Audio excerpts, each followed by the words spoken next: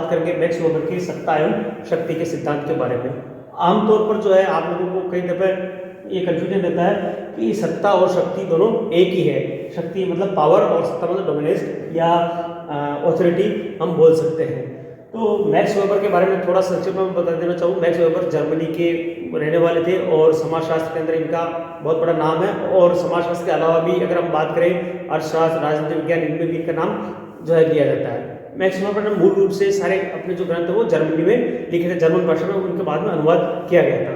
हम अब सीधे बात करते हैं सत्ता एवं शक्ति के बारे में। आमतौर पर जो है सत्ता किसे कहते हैं और शक्ति, दोनों जो हिंदी के अंदर बोले या आमतौर पर बोले तो लोग बाग दोनों में अंतर नहीं कर पाते, मगर इनमें बहुत मामूली सा बारीक बहुत बड़ा एक अंतर कह सकते हैं। सत्ता का अर्थ ये होता है कि जो आदेश देने वाला है उसके जो अनुयायी है वो अनुयायी उसका आदेश मानने के लिए बाध्य होते हैं। मान लीजिए जैसे पुलिस जो है एक मान लो कोई बड़ा अधिकारी है, उसके नीचे के जो महादत्त जो कर्मचारी पुलिस कांस्टेबल ये लोग हैं उसका आदेश मानने के लिए बाध्य होते हैं। तो सत्ता के अंदर एक तरह से हम कह सकते हैं बाध्यता होती है या ये कह सकते हैं उसके अंदर आदेश होता है। तो ये इसकी एक महत्वपूर्ण विशेषता है।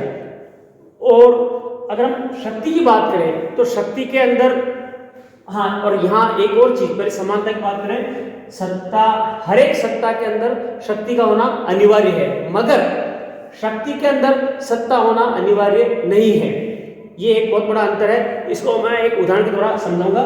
फिलहाल एक दूसरी और मैं बात बताता हूँ आपको कि जैसा कि मैंने अभी बताया कि सत्ता के अंदर जो है कि एक बाध्यता होती है कि जो है उसका आदेश मानने के लिए उसके अधीनस्थ जो लोग बाग होते वो उसका आदेश मानने के लिए बाध्य होते हैं, मजबूर होते हैं। मगर शक्ति के अंदर जरूरी नहीं कि जो है उसके अंदर आदेश कोई हो। उसमें शक्ति का यहाँ अगर हम बात करें मैक्स वेबर ने शक्ति की जो परिभाषा दी है वो ये है कि व्यक्ति का जो है जब ऐसी कंडीशन में, जब ऐसी स्थिति में हो कि उसकी जो इच्छा है वो सामने वाला मानना चाहे चाहे नहीं मानना चाहे, मगर वो जो जिसके पास शक्ति है वो अपनी बात मनवाने की ताकत रखता हो। अब वो ताकत किसी भी रूप में हो सकती है, वो चीज कहलाती है शक्ति। अब जैसे उदाहरण के रूप में फिलहाल मैं दो उदाहरण दूंगा। महात्मा गांधी की हम बात करते हैं। महात्मा गांधी के पास जो है एक शक्ति थी। यहाँ शक्ति का मतलब ये हम आमतौर पर क्योंकि हम जो है हॉलीवुड बॉलीवुड की फिल्म देखते हैं, साउथ की मूवी देखते तो हम शक्ति का मतलब देखते कोई हाथी जो शरीर उठा के फेंक देगा, वो शक्ति, वो भी एक शक्ति का एक पार्ट है, मगर शक्ति उसी को नहीं कहते। शक्ति का मतलब था हमारी इच्छा, आप सामने वाला मानना चाहे चाहे नहीं मानने, वो आप मनवाने की क्षमता रखते हो। जैसे उदाहरण के रूप में गांधी जी ने जो है आह्वान किया था कि सारे जो युवा विद्यार्थी वो सब अपनी पढ़ाई लिखाई छोड़ दे, कॉलेजों का बहिष्कार करें। तो गांधी जी के आह्वान पर लोगों ने ये सब काम किए। गांधी जी के आह्वान पर लोगों ने जेल जाने गए, ये सारी, तो वो एक शक्ति थी।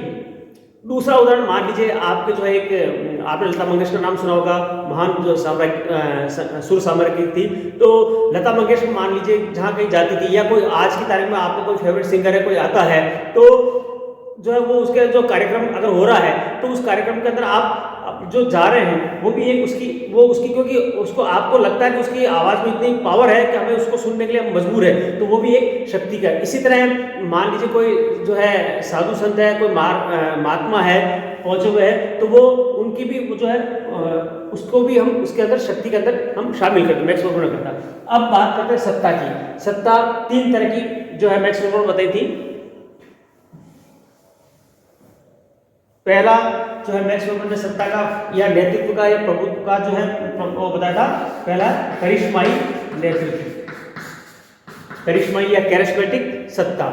करिश्माई सत्ता नेतृत्व या जो है हम इसको जो है उसका वर्णन जो है मैक्स वेबर ने यूँ बताया कि मान लीजिए जो व्यक्ति सत्ता में है, जो उसका एक व्यक्तित्व इतना चमत्कारिक है, वो लोगों को प्रभावित कर सकता है, वो जो सारी जो सत्ता अगर वो व्यक्ति में आती है वो करिश्माई सत्ता के अंतर्गत आती है। जैसा कि मैंने अभी थोड़ी देर पहले उदाहरण दिया था आप लोगों को, महात्मा गांधी का है, सुभाष चंद्र बोस का है, या लता मंगेशकर का है, या कोई पहुंचे हुए संत है, तो उन लोगों के अंदर एक करिश्माई सत्ता होती है। तो उनके पास कोई कानूनी आधार या इस तरह की चीजें नहीं होती है, मगर क्योंकि उनके पास ताकत होती है, उनके जो अनुयायी होते हैं उनकी बात मानने के लिए एक तरह से बाध्यता लिए हुए होते हैं, तो वो करिश्माई नेतृत्व के अंतर्गत आता है। ये बहुत सारी इसमें हर क्षेत्र में, हर देश में, हर समय में ये सारे इस तरह के करिश्माई नेता होते रहे हैं और आगे भी होते रहेंगे। तो ये मेरे ख्याल से आप लोगों को बिल्कुल समझ में आ गया। बिल्कुल छोटा सा वीडियो बनाने की कोशिश करूँ मैं। दूसरी जो सत्ता होती है वो परंपरागत सत्ता होती है। परंपरागत सत्ता यानी ट्रेडिशनल, ये होती है परंपरा से चली आ रही। जैसे पुराने जमाने में राजा महाराजा होते थे, मान लीजिए जो एक्स राजा है, उस राजा के मरने के बाद उसका जो बड़ा बेटा होगा वो राजा बनेगा।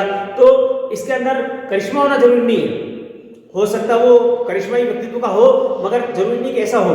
मगर उसको सत्ता क्यों मिल रही? क्योंकि उसके पिताजी राजा थे, उस बेटे को सत्ता मिल रही, वो हो गई परंपरागत सत्ता। इसी तरह अगर हम बात करें परिवार की बात करें, तो हमारे जो संयुक्त परिवार होते हैं या भारतीय परिवारों की बात करें तो उसमें ट्रेडिशनल जो है सत्ता होती है। उसमें हमारे दादाजी परिवार के मुखिया, दादाजी नहीं तो पिताजी हो गए, पिताजी नहीं तो उनका बेटा हो जाएगा। इस तरह एक परंपरा चली आती है, उस सत्ता को हम बोलते हैं परंपरागत सत्ता। आदिवासियों के अंदर जो कबीलों में इस तरह की परंपरागत सत्ता पाई जाती थी।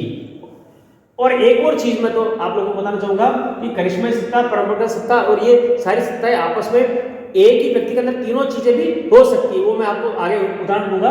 एक परंपरागत सत्ता का एक फिलहाल एक उदाहरण मैं बता देता हूँ आप लोगों को कि जैसे मैंने अभी थोड़ी देर पहले बताया कि राजा का बेटा राजा बनता था। मान लीजिए उसमें योग्यता हो जाएंगे मगर वो बनता था। मगर ऐसे भी होते थे जिनके अंदर योग्यता थी। जैसे अगर हम बात करें महाराणा प्रताप की बात करें तो महाराणा प्रताप जो है उनको सत्ता क्यों मिली? क्योंकि उनको वो उनके बड़े बेटे थे उदय सिंह के, मगर उनके अंदर करिश्माई व्यक्तित्व भी था और आज इसीलिए हम उनका नाम पूरे दुनिया में नाम जाना जाता। तो ये दोनों एक चीज के अंदर पाए गए। इसी तरह तीसरा जो आधार जो है मैं इसमें बताता वो है कानूनी सत्ता या कानूनी नेतृत्व या प्रभुत्व, कानूनी लीगल। इसका मतलब होता है कि आपको जो है संविधान या कानून या जो एक संस्था जो वैधानिक रूप से आपको अगर सत्ता मिलती है तो वो जो है कहलाती है कानूनी सत्ता। एक छोटा सा उदाहरण मैं बताऊंगा।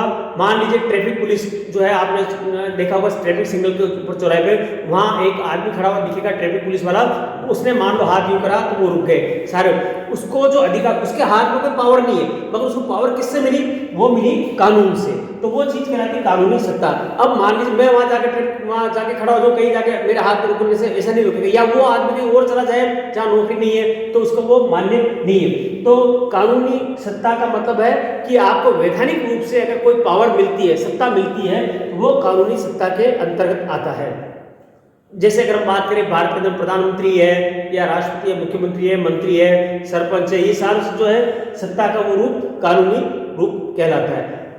दूसरा मैंने अभी आप लोगों को बताया कि कई दफे ये तीनों चीजें आपस में मिलती जुलती भी है। और आज की तारीख में अगर हम बात करें तो मोटे तौर पर हमें जो है कानूनी सत्ता देखने को मिलती है, करिश्माई सत्ता भी देखने को मिलती है। कई दफे करिश्माई सत्ता कानूनी सत्ता के अंदर भी बदल जाती है। जैसे जो तानाशाह जो होते हैं वो शुरू में करिश्माई सत्ता लिए होते हैं, बाद में वो सारे पूरे वैधानिक ढांचे के ऊपर कब्जा कर लेते हैं, वो उसके अंदर बदल जाते हैं। तो मेरे ख्याल से आप लोगों को समझ में आ गया होगा शक्ति और सत्ता का ये मोटे तौर पर जो अंतर होता है। और उम्मीद है आपको ये वीडियो पसंद आया होगा। अगर आपको कोई भी समस्या तो आप मुझे कभी भी फोन कर सकते हैं। मेरे नंबर 9414317258 है।